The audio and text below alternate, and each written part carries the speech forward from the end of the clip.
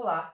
No vídeo de hoje a gente vai trazer 7 dos piores hábitos que líderes ao redor do mundo inteiro costumam praticar. E é muito louco. Peter Drucker, a maior autoridade em gestão no mundo, costuma dizer que a gente passa muito tempo dizendo para os líderes o que eles precisam fazer, mas a gente esquece de dizer para eles o que eles precisam parar de fazer. E é exatamente isso que a gente vai trazer aqui para vocês hoje. Um primeiro péssimo hábito que os líderes têm é agregar valor demais. O que significa isso? É muito comum que quando um liderado seu, líder, vem te falar sobre uma ideia que ele acabou de ter, todo empolgado, todo inteligente, animadinho, ele vem te falar uma ideia, qual que é a primeira coisa que a gente costuma fazer? Excelente ideia! E que tal se você adicionar esse ponto? O que está acontecendo ali? Naquele momento você pode até estar melhorando a qualidade da ideia em 5%, mas ao mesmo tempo você está diminuindo em 50% o comprometimento do seu liderado com qualquer ideia, porque ela deixa de ser dele para ser de vocês. E nessa linha de raciocínio, nós temos vários exemplos que nós já vivenciamos nos nossos atendimentos que relatam o quanto que a interferência do líder num projeto do colaborador pode acabar com o seu comprometimento e trazer uma extrema frustração. Certa vez nós vivenciamos uma situação em que um colaborador estava totalmente empolgado, engajado, satisfeito com o projeto que ele pegou para desenvolver desde o iniciozinho ali da sementinha, onde era somente uma ideia, e ele conseguiu trazer inovações, desenvolver parcerias, buscar soluções, e quando o projeto já estava robusto, já tinha um formato grande, que realmente tinha uma certa relevância, o seu líder, no intuito de ajudar, achando que aquele projeto estava sobrecarregando esse colaborador, chegou simplesmente para ele e disse: olha, eu tenho uma excelente ideia, eu acho que isso vai ajudar bastante. Ao invés de você continuar cuidando desse projeto, eu vou nomear uma comissão, que eu acho que essa comissão vai ter mais condições, mais capacidade de levar esse projeto daqui por diante. Ou seja, enquanto o líder estava achando que estava ajudando, que estava contribuindo, que estava agregando valor, que iam colocar outras pessoas para pensar junto daquele projeto, na verdade ele estava jogando um balde de água fria, água gelada, em cima desse colaborador, que estava na ânsia de ver a sua ideia, a sua realização e se sentir orgulhoso com os resultados daquele projeto sendo tirado da sua mão. É como se ele tivesse cuidado daquele bebezinho desde da sua concepção, ficado 9 meses com ele ali em gestação, e quando era o momento dele dele celebrar, dele curtir essa vitória, foi tirado das mãos dele para passar para outro. No intuito de ajudar, no intuito de agregar valor, esse líder acabou perdendo aí o engajamento de um colaborador. E quais são os resultados imediatos de um líder pular na frente e querer agregar valor demais? De um lado, o colaborador sente como se ele estivesse sendo corrigido. E isso vai ser percebido de forma muito negativa. Poxa, imagina se esse colaborador recebesse, ao invés do e que tal você também fizer isso, se ele recebesse, nossa, excelente ideia, adorei, toca o barco, vamos ver como é que vai ser. Qual vai ser a sensação de felicidade de um liderado quando o seu líder, que é a pessoa que tem mais poder do que ele, que tem mais autoridade, que em geral tem mais experiência, chega para ele e fala assim: parabéns, toca o barco, ao invés de excelente ideia, mas e se? Né? É realmente jogar um balde de água fria. E sabe o que mais pode acontecer nesses casos? Às vezes o colaborador começa a desanimar de explorar o seu lado criativo e de contribuir cada vez mais. Porque ele sabe do que adianta eu gastar horas e horas, às vezes ficar aqui me desgastando fisicamente, emocionalmente, gerando tempo, deixando outros afazeres de lado para poder cuidar de determinados projetos, determinadas ideias, se todas as vezes que eu vou falar, que eu vou levar algo para o meu líder, ele vai me corrigir ou ele vai acrescentar algo, nunca vai ser como eu propus. Então, o próprio colaborador começa a desanimar e falar assim: ah, não, eu prefiro nem gastar tempo com isso, eu levo e deixo ele dar a ideia dele e volto com a ideia dele, porque as minhas nunca são aceitas. Isso gera uma frustração, um desânimo, um desengajamento total. Ao contrário disso, pensa bem, todo colaborador tem esse orgulho de ver que está agradando o seu líder. Imagina, se essa pessoa que é a autoridade maior, que deveria inspirar o seu liderado, chega e aprova 100% das suas ideias, o quanto que isso vai gerar de orgulho, de satisfação e de motivação para esse colaborador continuar nessa linha, de sempre propor novas ideias, novas soluções, dar sempre sugestões em tudo que está acontecendo. Olha que diferença que tem em termos de proporcionar e estimular esse engajamento quando eu simplesmente digo um ok, parabéns, era exatamente isso que eu gostaria de ver. E por que será que muitos líderes têm a necessidade de agregar tanto valor? A primeira questão é a vaidade. Poucos são os líderes que conseguem ceder espaço para que os outros brilhem tanto quanto eles. Eles precisam ser os mais inteligentes, os mais brilhantes, os mais animados, os mais criativos da equipe. Então tem medo de perder seu espaço. Ao mesmo tempo, muitos desses líderes têm uma necessidade de poder, de controle, de domínio. Então muitos têm pavor que qualquer projeto na sua empresa não tenha o seu dedo, ou têm pavor de não saber o que está acontecendo com a sua equipe. Uma outra questão é que eles desconfiam da competência da sua equipe. Eles não têm a tranquilidade de deixar os seus colaboradores tocarem em projetos, por mais benéficos e por mais competentes que sejam esses colaboradores. E é muito interessante que muitos líderes reclamam que não têm pessoas brilhantes em suas equipes. Mas será que você, líder, está dando espaço para as pessoas brilharem? Há também o líder que precisa, de alguma forma, sentir-se útil. Claro que é sempre com a melhor das intenções, gente. Então, ele precisa estar envolvido em tudo porque ele quer mostrar que ele tem serventia, que ele tem o seu lugar.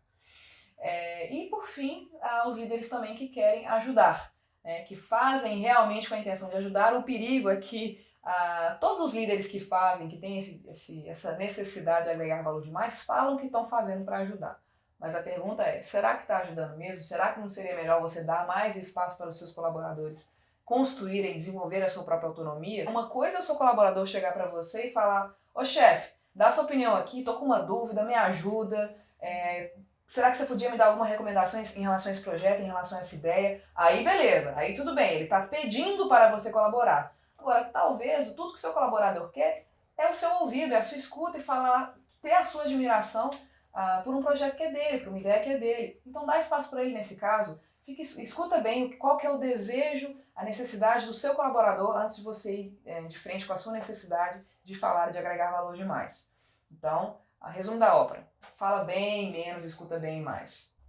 O segundo mau hábito do líder é ele querer dizer o tempo todo ao mundo o quanto ele é bom, o quanto ele é maravilhoso, o quanto ele é melhor do que as outras pessoas.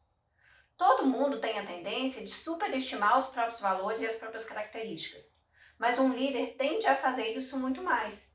E aí ele quer o tempo todo mostrar que ele tem exemplos para tudo, que ele vivenciou situações parecidas com as de todo mundo, que ele fez mais, que ele fez melhor, que ele tem um exemplo para isso. Ele sempre tem algo a acrescentar para dizer sobre si mesmo. A necessidade que ele tem de se mostrar o tempo todo, de crescer, de elevar o seu ego e a sua vaidade diante das pessoas, pode ser um erro fatal para esse líder.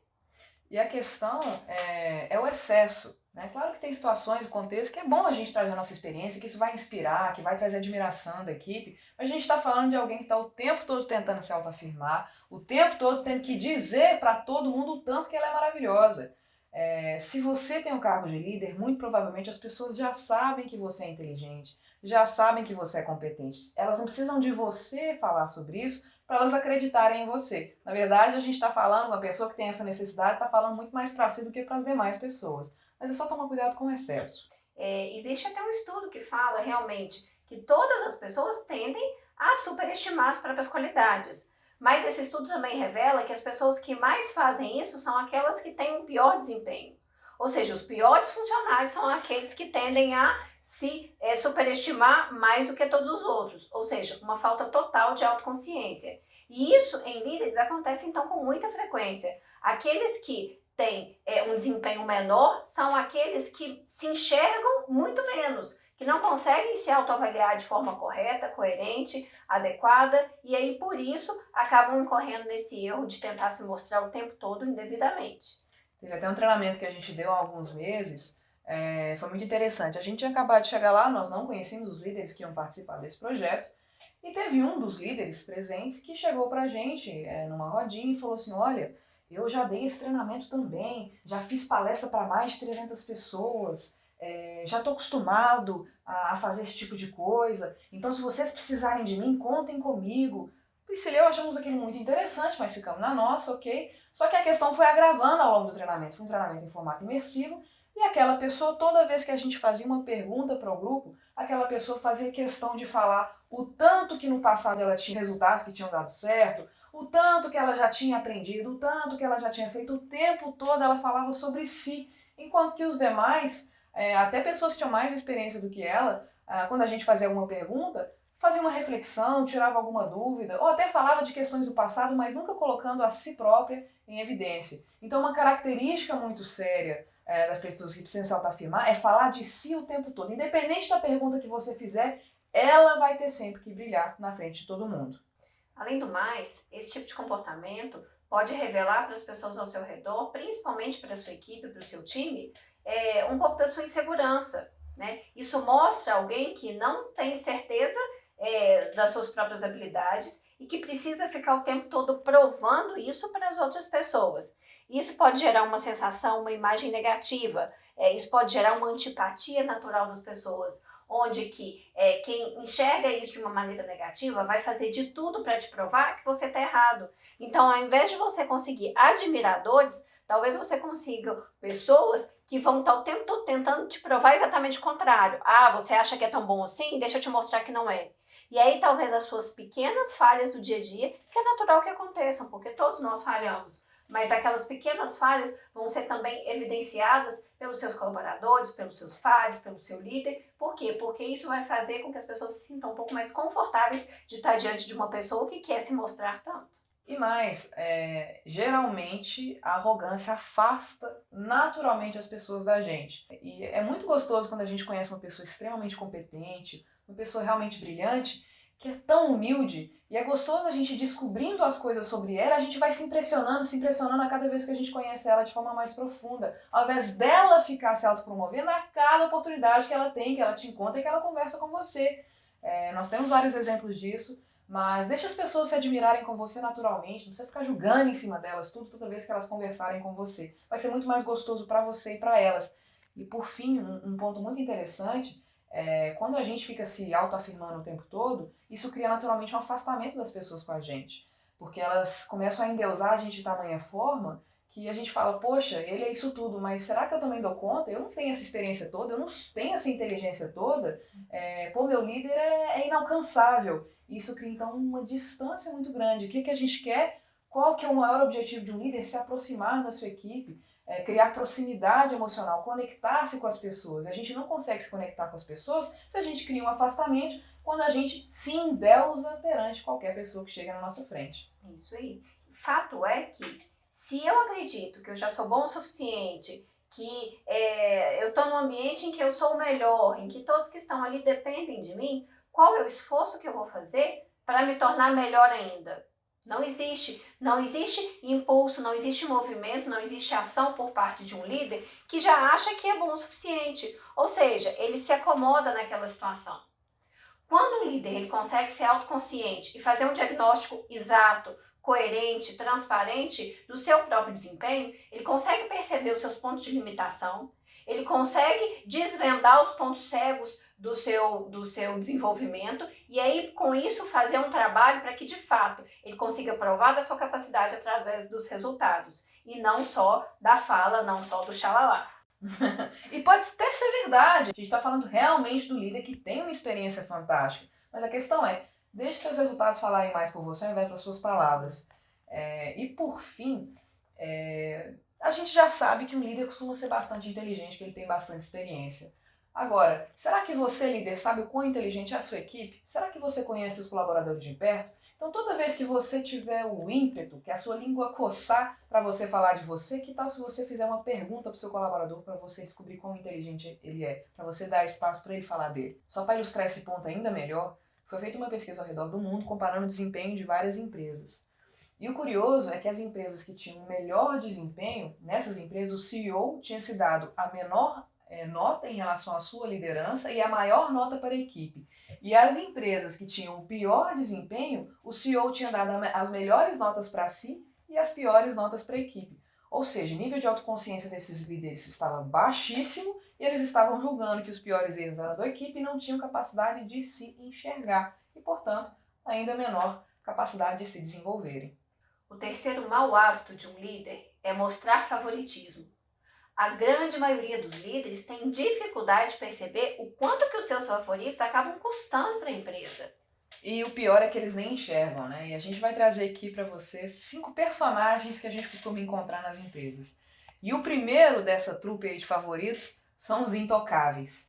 Só o líder enxerga o tanto que essa pessoa é boa, e essa pessoa, o intocável, ele faz tudo para agradar o líder, sempre responde o e-mail com rapidez, responde tudo dentro do prazo, quando é pedido pelo líder. Então somente o líder consegue enxergar o tanto que ele é bom, porque ele não é bom com mais ninguém da equipe. E ele também é como se ele funcionasse como uma ilha, né? Ele retém as informações, não fala nada com ninguém, mas pro líder ele é maravilhoso, porque ele é o grande favorito, o intocável. E ai de alguém se falar mal dessa pessoa perante o líder. Porque, poxa, a visão que o líder tem é exatamente que ele é um excelente colaborador. Mas com os outros, ele mina energias, ele tem mau humor, ele não sabe trabalhar em equipe. Ou seja, ele é só bom pro líder, para mais ninguém na empresa.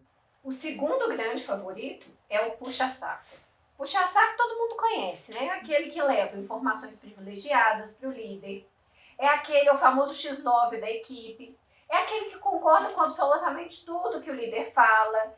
É aquele que está o tempo todo tentando proteger, que acha bonito falar e retratar os problemas do restante da equipe para o líder, porque ali ele se sente numa situação privilegiada. Sou eu que estou levando essa informação, sou eu que estou contando. Ele se compromete com todo o restante, mas ele está ali. É o braço direito, ele está do lado, ele defende, ele bate no peito, ele carrega quase que um brasão com o nome do líder no peito. Esse é o famoso puxa-saco. Em alguns casos, esse puxa-saco se dá bem, porque existem líderes que gostam tanto dessa bajulação, que se envolvem tanto com aquilo, que às vezes ficam até procurando cargos que não existem para enfiar a pessoa lá. Criam situações que não são situações favoráveis para a empresa, mas que são situações favoráveis para ele. Por quê? De certa forma, é a maneira que ele tem de ter um aliado ali do lado dele. Ele se sente mais forte quando ele sabe que tem um olho dele onde ele não vai estar, porque aquele puxa-saco vai trazer para ele tudo de volta que ele não tem condições de ficar sabendo sozinho. E líder, toma cuidado, nós estamos falando dos puxa-sacos sutis, porque ninguém aguenta a gente puxa-saco, é evidente. Os mais perigosos são aqueles que estão nas sutilezas, que tudo isso que a Priscila está falando aqui acontece nas entrelinhas, então a gente nem percebe. E a gente ama a gente que ama a gente. Por isso o maior cuidado que o líder tem que ter, para ele não cair nas armas do favoritismo sem nem estar percebendo e na boa vontade, na boa fé. O terceiro personagem é a vaquinha de presépio. É aquela pessoa que está o tempo todo acolhendo, abanando a cabeça, falando sim, senhor, sim, sou seu súdito. E líder que precisa, se a gente juntar os maus hábitos anteriores com esse, fica pior ainda, que tem muito líder que precisa de dominar, de controlar, de sentir que tem o poder, de sentir que tem autoridade. Então ele absolutamente não aceita ninguém que o contrarie, não aceita pessoas que têm ideias contrárias às suas, pessoas que não aceitam o que ele propõe. Então quanto mais vaquinha de presépio for, melhor vai ser. Ou seja, quanto mais dominada a pessoa se predispuser a ser, mais o líder vai estar contente, sobretudo se ele tem mau hábitos anteriores que a gente já conversou. A questão não é que a gente está dizendo que você precisa de gostar daquelas pessoas rebeldes, dos funcionários rebeldes. Não. A questão toda eu posso ter uma pessoa que concorda com tudo que eu digo, que fala, que abaixa a cabeça, mas eu tenho que avaliar se essa pessoa realmente é produtiva, tem um bom desempenho, agrega valor para a equipe, para a empresa. A gente já viu vários exemplos disso nas empresas que a gente já percorreu, de pessoas que são incompetentes, mas que são bons seguidores, que são pessoas que aceitam tudo, que abaixam a cabeça para tudo, e às vezes ficam lá com a planta, mas tá lá, porque não vai fazer mal para ninguém, não vai contrariar ninguém, principalmente não vai contrariar o líder. E é muito bom também, líder, você perceber a importância e o quão valioso é ter alguém que discorda de você, alguém que vai trazer diversidade de opiniões para sua equipe. Então, realmente, é mais difícil a gente lidar com pessoas que não estão de acordo com aquilo que a gente pensa, mas elas trazem um valor agregado muito maior do que aquelas que estão sempre dizendo sim para o que você diz. E é muito comum que os líderes dizem que querem pessoas brilhantes em sua equipe, que querem pessoas que o contradizem, mas na hora do vamos ver, ele só quer gente que realmente diga sim para tudo que ele fala. Um outro risco do favoritismo é para aqueles bonzinhos. E aí, nesse caso, a gente fala que é o bonzinho de uma maneira geral. Sabe aquela pessoa que você olha para ela assim, com vontade de abraçar, de apertar, de colocar no colo, de levar para sua casa? Então, isso também é um risco. Às vezes o bonzinho é aquela pessoa simpática, prestativa, que está disposta a tudo o tempo todo, que é incapaz de entrar numa briga, de se indispor com alguém, que está o tempo todo num clima positivo, que ajuda a apaziguar os ânimos, E aí essa pessoa acaba se tornando um favorito, mas não necessariamente é a melhor pessoa para a empresa. Tem caso, inclusive, que a pessoa é amada por todo mundo da empresa. Ela é boazinha com todo mundo, então ela é tudo de bom nessa vida, mas extremamente incompetente. Ela não consegue entregar resultado nenhum, está sempre entregando tudo atrasada. A única boa característica que ela tem é ser fofinha, é ser boazinha, a gente querer levar ela para casa, mas a gente está falando de ambiente de trabalho. Felizmente ou infelizmente, as pessoas precisam performar, precisam ter no mínimo um bom desempenho para permanecerem empregadas. Então, mais cuidado ainda quando o bonzinho é amado por todo mundo. E cabe a você, líder, lidar com essa situação, inclusive.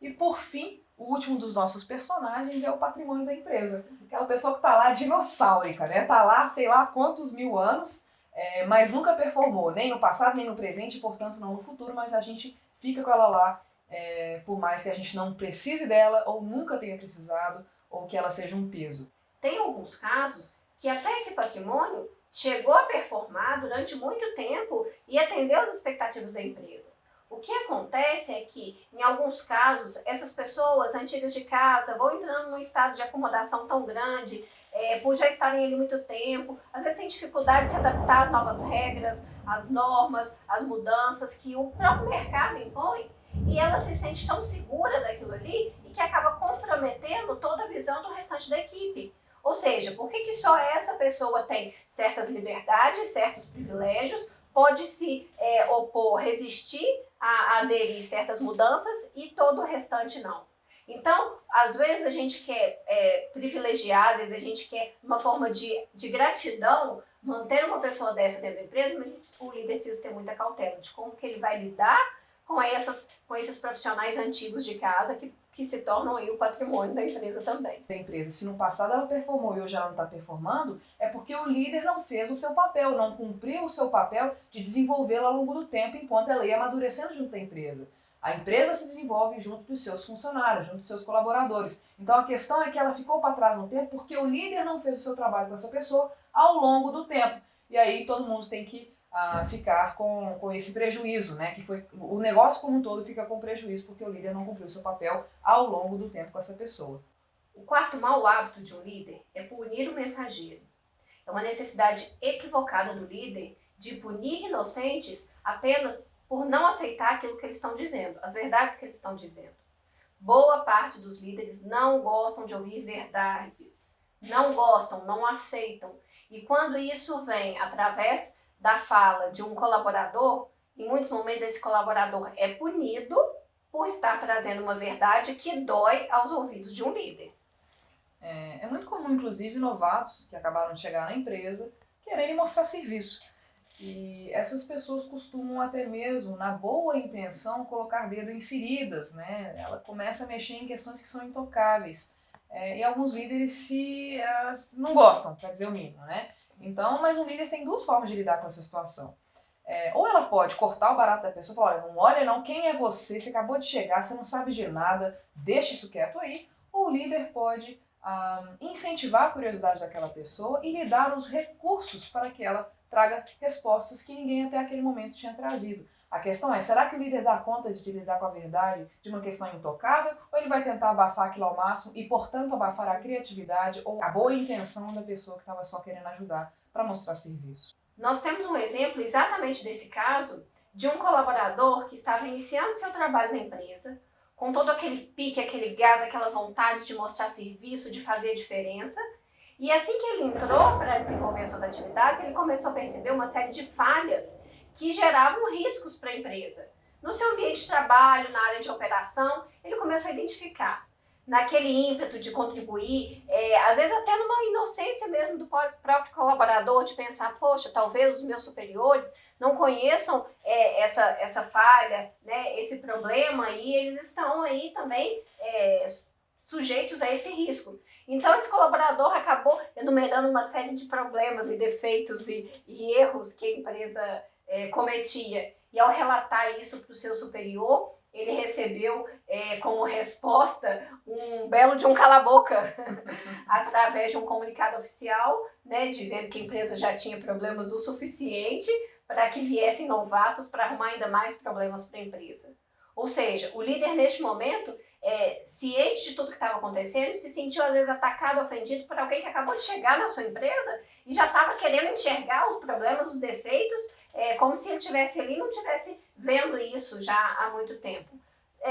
Talvez um despreparo do próprio colaborador, mas também um despreparo do líder de não perceber qual que era a intenção desse colaborador por detrás dessa mensagem, ou por ter ficado tão irritado com a mensagem recebida que transportou essa irritação, essa emoção toda e descontou em cima de um colaborador que estava ali tentando somente colaborar.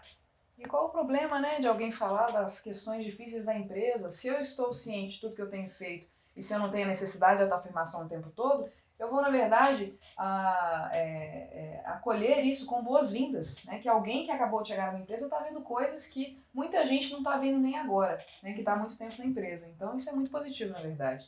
Nós temos outro caso em que uma líder iria facilitar um treinamento junto de outras pessoas e, para falar bem da verdade, a participação dela não foi lá tão positiva, não agregou lá tanto valor, mas ela precisava participar de todo o projeto. E nós havíamos combinado que ao final daquele projeto todos iriam ser avaliados pelos alunos daquele curso que algumas pessoas tinham facilitado ela inclusive, e no início ela não tinha nem concordado em passar avaliações, talvez porque ela já tivesse medo do que quais seriam as avaliações que ela receberia, e por fim foram extremamente negativas as avaliações que ela recebeu, de fato, mas ela falou, não concordo com isso não. Isso aqui não, essas pessoas não têm maturidade para avaliar um curso, quem são elas para dizer se eu dei um bom curso ou não, quando na verdade elas são as pessoas mais adequadas para estar falando, né? Como aluno, se elas aprenderam ou não. Mas aquela pessoa de toda forma queria rejeitar qualquer avaliação que fosse negativa sobre ela. A grande questão é, será que ela estava pronta para ouvir a verdade ou será que as pessoas estavam mentindo sobre ela? E, para finalizar, um último exemplo que eu tenho de uma situação que eu vivenciei de frente foi exatamente uma líder que, ao passar por um processo de avaliação de desempenho, toda empresa passou por um processo de avaliação de desempenho, avaliação 360, ao receber os resultados dela e verificar que ela tinha recebido notas baixas em alguns quesitos, ela foi meio que num processo de investigação ali, Sherlock Holmes, para descobrir de quem era a letra da pessoa que tinha falado mal dela ou que tinha dado uma pontuação abaixo daquilo que ela esperava. Ou seja, é alguém que coloca o seu ego acima de qualquer coisa. E toda verdade que comprometa a sua própria vaidade, a sua própria ilusão de superioridade, é alguém que deve ser punido por isso. E esse caso realmente aconteceu e foi, assim, triste de ver. E temos casos, inclusive, de líderes que, quando eles têm a opção de escolherem quem vai avaliá-los na avaliação 360, eles só escolhem o seu fã-clube, porque eles sabem que o seu fã-clube só vai dar notas boas. Mas exatamente o que ele está querendo com aquilo ali? Ele está querendo saber onde ele está, como ele é como líder, ou ele está querendo a autoaprovação das pessoas que já gostam dele? O quinto mau hábito é não dar o reconhecimento adequado ou a incapacidade de expressar gratidão ou elogiar alguém. Infelizmente, isso também é muito comum. As pessoas são muito rápidas na hora de trazer problemas, mas quem é que é rápido na hora de trazer um reconhecimento ou um elogio, hein?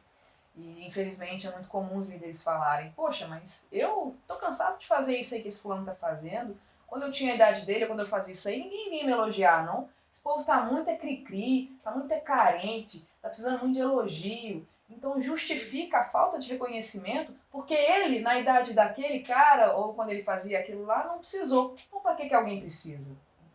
E normalmente um líder acha que se ele elogiar demais, vai estragar, né? Não posso elogiar porque senão estraga. Achando que um elogio pode fazer com que as pessoas parem de se empenhar para poder fazer melhor. E aí eu não posso dizer muito porque senão essa pessoa vai achar que tá bom demais e não tá. Sempre pode melhorar. E pior, né? Às vezes o líder não fala isso porque tem medo da pessoa pedir aumento. Então, não posso falar o tanto que ela é boa, que lá vem ela pedir aumento. Gente, não, nem sempre, não é o caso. Na verdade, raramente. Sim. O líder costuma ter, às vezes, uma régua da exigência muito alta. E eu já ouvi casos de líderes retratarem o seguinte, olha, eu não elogio mesmo, porque para eu elogiar tem que ser algo extremamente excepcional. E até hoje eu não vi uma pessoa passar pela minha frente e fazer algo excepcional. Agora, o que vem a ser excepcional para esse líder, né? Sim. Que tem a sua equipe ali o tempo todo trabalhando à disposição da empresa dele e ele não conseguir achar um colaborador capaz de receber um elogio. Muitos líderes, inclusive, têm a dificuldade de perceber a humanidade das pessoas, a humanidade da sua equipe. Infelizmente, tem até um caso que eu vivi, que eu estava numa reunião e uma gerente de RH, uma líder, portanto, Eu estava falando, não, os colaboradores para cá, os colaboradores para lá. Ela falou assim, colaborador que nada, não tem ninguém colaborando aqui não, eles estão sendo pagos para fazer, isso é mais do que obrigação dessas pessoas. Então para de chamar de colaborador que é empregado mesmo. Eu não falei nada naquele momento, mas achei, poxa, custa, né, a gente tratar uma pessoa com mais humanidade, ou tratar com um pouco mais de carinho, trazer um pouco mais de afeto para as nossas palavras, para aquela pessoa custava, infelizmente, o que é muito comum. Se o líder soubesse o valor e o potencial que tem um simples elogio ou um simples agradecimento, o apreço, ele está dentre as 5 maiores necessidades de todo ser humano. Se sentir apreciado, se sentir respeitado, se sentir admirado, é uma necessidade intrínseca do ser humano. E isso pode trazer um estímulo, uma motivação inimaginável. Então, preservar isso, dar esse direito ao seu colaborador, conseguindo levar esse elogio, esse gesto de carinho, de atenção, isso vai fazer toda a diferença não só para ele, mas para você, líder, os resultados que você busca para sua equipe. E no fim das contas, muitas vezes o que as pessoas só querem é se sentir acarinhadas, né? E às vezes tudo que precisa é um muito obrigado, ou você está de parabéns, você mandou muito bem. Isso tudo poderia trazer um sol para a vida daquele colaborador naquele dia, naquela semana, naquele mês, que você não pode nem imaginar. Não custa muito não, é só olhar nos olhos, sorrir e falar, muito bom, parabéns. O 6º mau hábito do líder é resistir a mudanças comportamentais, porque este sou eu. É a tal da síndrome da Gabriela, a personagem de Jorge Amado, né? Eu nasci assim, eu cresci assim, serei sempre assim, Gabriela. Então é aquela questão, né? Pau que nasce torto, morre torto, cachorro velho não aprende truque novo. É um grande mito que persiste até hoje, apesar dos 15 ou 20 anos que a neurociência tem provado pra gente que a gente pode aprender até a morte, basta a gente querer. Esse é o caso daquele líder que fala o seguinte: aprendam a lidar comigo, o meu jeito é esse. A minha equipe que me aceite, eu sou assim mesmo, não tenho o que fazer. Ou seja, é um líder que acha que toda a sua equipe tem que se adaptar ao jeito dele e não ele buscar melhorar e se adaptar à estrutura, ao negócio e à sua equipe. Ele acha que ele não precisa de fazer nada e pelo fato das pessoas já o conhecerem assim, tá tudo certo, as pessoas já sabem como eu sou e elas que têm que aprender a lidar comigo. E ela acaba seguindo numa linha de que, não importa todos os meus péssimos comportamentos, não importa todo o meu jeito errado, às vezes, de falar, às vezes grosseiro, ou inclusive ausente. Ele acredita que, poxa, eu estou aqui, eu estou no comando, a autoridade é minha, e a minha equipe já está acostumada, me conheceu assim, já entrou na minha empresa, eu já era assim. Então, eles sabem, ele se permite uma série de falhas e de ausências pelo simples fato de alegar que as pessoas o conhecem e tem que aceitar porque esse é o jeito dele.